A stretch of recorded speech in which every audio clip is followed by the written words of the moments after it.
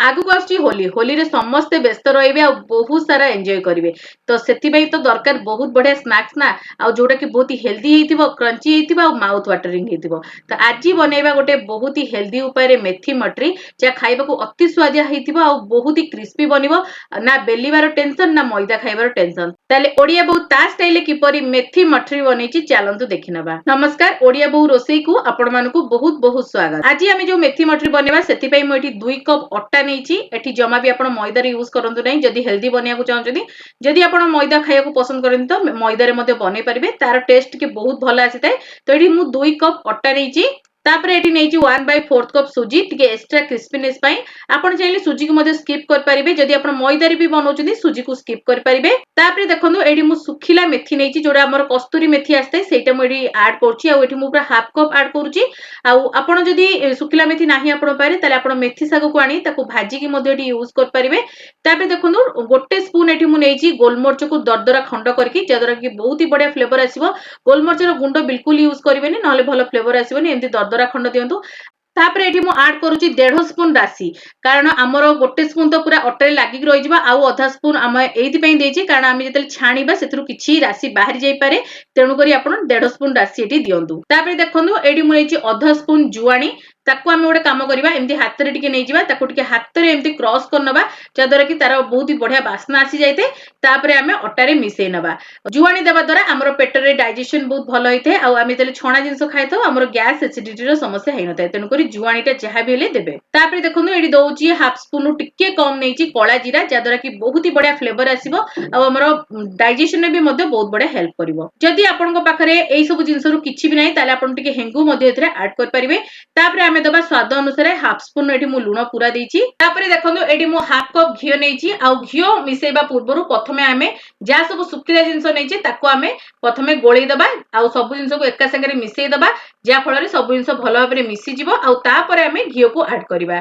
तापर देखंतु एठी मु चामच रे घियो नेछि आ चामच रे एम्ति दउछि आउ एठी मते टोटल ऊपर 10 चमच घियो लागितिला आउ हाफ कप रु टिके घियो मोर बंची जाइतिला आउ 10 चमच घियो रे बहुत बढ़िया भाबरे हमरो जो मॉइन जो कुआ जे मॉइन लागि जाइतिला तो बहुत आपनकर देखिबे जे पूरा खास्ता हे जिवो सब अटा रे आपनकर घियो जेमि मिसिबा दरकार जा फल रे हमरो ए जो स्नैक्स टी बहुत ही खास्ता बनि थाय आउ बहुत ही कुडमुडिया बनि थाय पूरा आपण एम्ति घियो देकी हाथ रे एम्ति रब करी करी अटा को मिसांतु जा फल रे बहुत ही खास्ता बनिबो तो एडी देखंतु मु आपण मानको देखि दउची एई भली हेबा दरकार आउ एम्ति एतले आपण मुठा बांधिबे सेते बेले देखिबे आपनकर मुठाटी टिके टाइट रहइबो आउ एम्ति गोटालिया हे कि भांगुथबो तो जानिबे आपनकर बहुत बढ़िया भाबरे रेडी हिची अटाटी आउ बहुत बढ़िया खास्ता होबा हमर स्नैक्स टी तो एबे देखंतु मु भलो भाबरे तो घियो को मिसेई नेची एबे आमे नॉर्मल पानी देकी को भलो भाबरे चकटी नबा तो एडी देखंतु मु पानी देकी हल्का हाथ रे एडी चकटी नउची आ आपण अल्प अल्प पानी देकी मिसेबे आ चकटीबा स्टार्ट करिवे एका बेले पानी जमा भी ढालिबेनी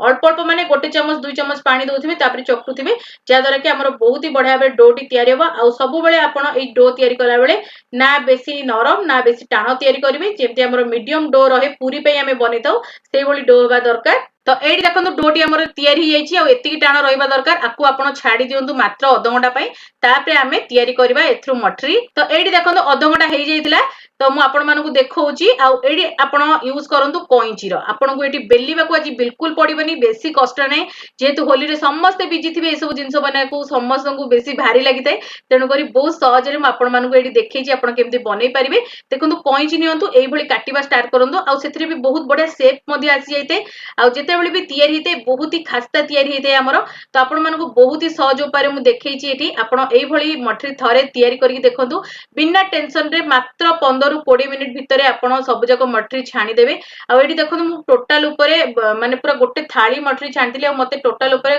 गोटे घंटा भितरे मोर सब सरी जाइतिला कारण आमे आकु जो रेस्टिंग टाइम टे देथो केवल सेतिके अध घंटा हमर टाइम लागथै नहले तो आकु चकटीबा हो छाणीबा हो बहुत ही कम समय लागथै तो एठी देखंतु केते सुंदर शेप मध्ये आसीची तो एई भली आपण सब मठरी को काटी नियंतु आ आकु काटिया को मात्र 5 मिनिट आपण को समय लागिवो जेते बड डो हिदो आपण को 5 मिनिट रे आपण फटाफट पूरा काटी नेबे तो आपण देखि पाउथिबे फटाफट मु एठी सब मठरी को काटि लेली तो आपण माने देखि पाउथिबे जेमती मार्केट रे हमर निमकी शेप रो मिले सेही भलिया हमर एठी मठरीटा को मु काटिची आ तापरे आपण जेमती मठरी जमा लागिबनी तेणु करी आपण एठी टिके अट्टा को स्प्रिंकल कर दियंतु आ टिके हल्का हाथ रे एमती मिसै नियंतु जे फल आपण छाणीबा समय रे गोटा गोटा हेकि रहइबो जमा भी चिपकिबनी तो एठी देखंतु हमर मठरीटा तो रेडी हे गला भलो बाबरे तो एबे आमे चलंतु आकु छाणी नबा देखंतु एठी कड़ाई रे मु तेल को बहुत बढ़िया बाबरे गरम कर नेची आ एठी आपण पूरा लो फ्लेम रखिबे जमा भी एठी मीडियम की हाई फ्लेम करिवेनी आ एठी मु सब जगह